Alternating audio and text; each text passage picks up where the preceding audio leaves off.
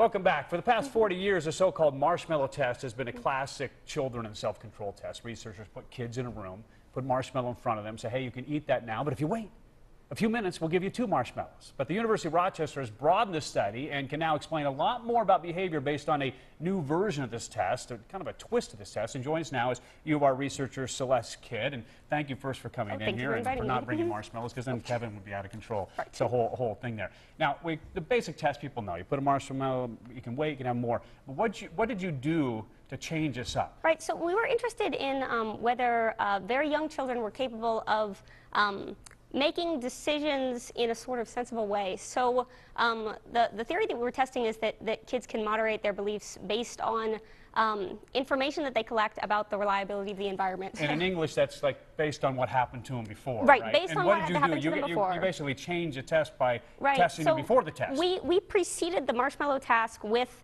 information about the researcher who was going to be giving them the marshmallows, that person's reliability. So kids were either placed in a condition where they observed the researcher being very reliable and or since we're seeing the video to explain, they were said, hey, we're going to bring you some crayons and things like that in a minute. Yes, they were promised, like both groups of kids were promised, first, they had the option of using a less good art material like used crayons, but if they wanted to wait, there was a better, bigger set that they could wait for. And for some of the kids, you brought it, and so in their mind, they're thinking, okay, she delivered it. And for some of the kids, you didn't bring it. We didn't. Like for some, we said we made a mistake and apologized. Okay, mean researchers. Kids, I'm on your side. So now let's fast forward. Now you put the marshmallow out in front of them. After they've been through this, what did you learn? What changed? Well, so that's what's interesting. So the kids that believed that the researcher was unreliable gobbled up the marshmallow right away. So waited for an average. I'm with them, by the way. I would have said unreliable. Yeah, the kids that had observed evidence that the researcher was reliable waited a lot longer, so 4 times as long, actually.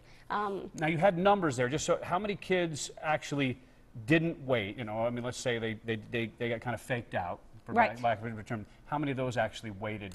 In the unreliable group, they almost always ate the marshmallow. All but one actually ate it. One. And in the group that say, hey, well, you know, we waited before and she delivered or he delivered, how many of them? I believe it was 9 out of the 14, so significantly more. So what's the message, I guess, to parents or grandparents or people who are raising children here? Well, so it turns out that even very young children are capable of very sophisticated reasoning abilities about what's likely to happen in the future, and have a lot more self-control than we'd previously believed. They're not just at the mercy of their impulses. I like this because I've always heard about the marshmallow test. I like this twist on it because it kind of sets it all in play. And thank you again, Celeste Kidd.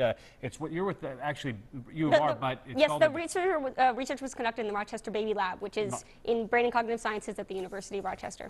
Mean researchers not bringing you the crayons. We get it. We're on your side. But thank you, and some great information. All right, did you enjoy the weather?